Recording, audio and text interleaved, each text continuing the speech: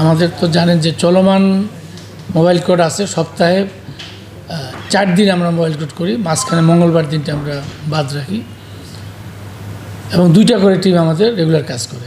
এবং আমরা সর্বোচ্চ কেরানীগঞ্জ এলাকাতেই আমরা সর্বোচ্চ বেশি মোবাইল কোড পরিচালনা করি, কারণ এখানে আমরা লিফলেট দিছি, এখানে আমরা সাইনবোর্ড দিছি, এখানে আমরা মাইকিং করছি এবং লোকজনের সঙ্গে আমরা মত বিনিময় করছি। আমার ডাইরেক্টর কয়েকদিন আগেই গত সপ্তাহে কিন্তু এখানে এলাকার লোকজনের সঙ্গে মত বিনিময় করছে যে আপনারা একটু নিয়ম নীতি মানেন, আপনারা রাজুকের প্ল্যান নেন। এরা প্রথম দিকে বলতো যে আমরা জানি না যে এটা রাজুকের এলাকা, কিন্তু এখন তো 6 মাস হয়ে গেল আমরা এখানে কিন্তু মোবাইল কোড চালাচ্ছি।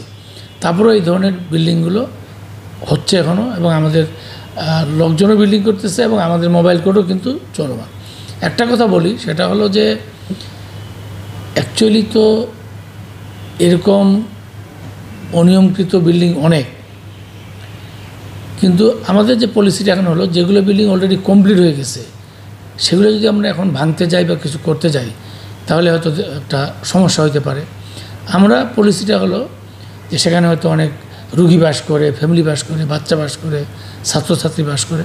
এই জন্য আমাদের পলিসি হলো যেগুলো বিল্ডিং আন্ডার কনস্ট্রাকশন সেগুলোর মধ্যে মূলত আমরা অভিযানটা চালাচ্ছি, যেন তারা একটা সংশোধন হওয়ার সুযোগ পায় এবং ভবিষ্যতে যেন আর নতুন করে কেউ এই ধরনের বাড়ি নির্মাণ না করে। সেটা আমরা ইনশাল্লাহ একটা সুফল পাচ্ছি। যারা নতুন করে বাড়ি করতেছে তারা একদম আমাদের নিয়ম মেনে করতেছে। এখন হয়েছে কি, যারা এই বিল্ডিংগুলো করতেছে আন্ডার কনস্ট্রাকশন সেগুলো আমরা আংশিক ভাঙতেছি এবং আমরা বিদ্যুৎ মিটার নিয়ে আসতেছি। আমরা না, কনসার্ন বিদ্যুৎ ডিপার্টমেন্ট সেগুলো আমাদের অনুরোধে নিচ্ছে। এখন সমস্যাটা হয়েছে কি যে এই বাড়ি কিছু কিছু বাড়ি যেগুলো অল্প হয়েছে 2-3 তলা সেগুলো ঠিক আছে, কিন্তু যেগুলো যে বললেন একটু বেশি হয়ে গেছে, ফিনিশিংয়ের দিকে আছে, তারা এখন আসলে ভাঙতে চাচ্ছে না বা কষ্ট করতেছে, এই কাজটা তারা করতেছে। তারপরেও আমরা তাদেরকে আংশিক ভাঙতেছি, তাদের কাছ থেকে মুচলেখা নিচ্ছি যে তারা এটা নিজেরা ভাঙবে, কারণ তারা এখন বলতেছে এটা ভাঙতে গেলেও তো আমাদের মিটার লাগবে। তো যাদের 1-2 তলা তারা হয়তো ম্যানুয়ালি ভাঙতে পারে, কিন্তু যেটা অনেক বিল্ডিং উঠছে সেগুলো কিন্তু অ্যাকচুয়ালি ভাঙাটা সম্ভব না যদি কোনো ডিভাইস না হয়। এই জন্য হয়তো সেক্ষেত্রে আমরা কনসিডার করব যে ঠিক আছে, বাট আমরা এটা মনিটর করব, তারা যেন এই মিটারটা নিয়ে যেন তারা আগে তাদের যে ব্যতিক্রিত অংশ এটা ভেঙে ফেলে তারপরে তারা যেন বাড়ি করে, না হলে কিন্তু আবারও যে কোনো সময় মোবাইল করে যাবে এবং তখন তাদের জেল জরিমানাও হবে।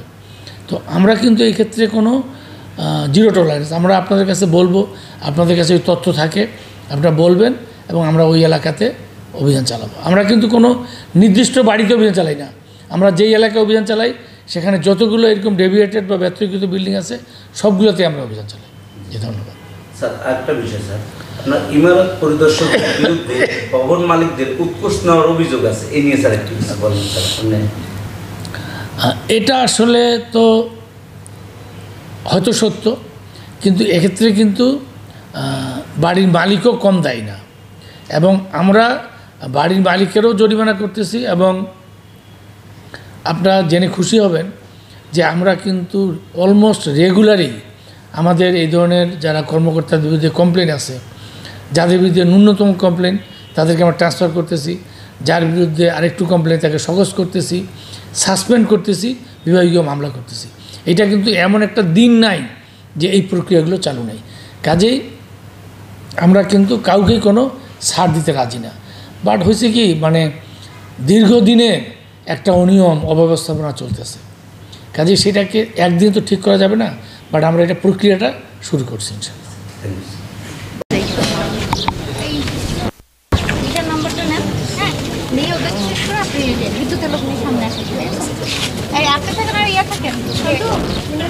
একটা কথা জিজ্ঞেস করবো, আমরা যে এত মানুষ বাইরের লোকজন এসে টাকা দিয়ে জমি কিনছি, এখন কি আমরা তো বিল্ডিং করতে গেলে রাজুকের পারমিশন নিতে হবে।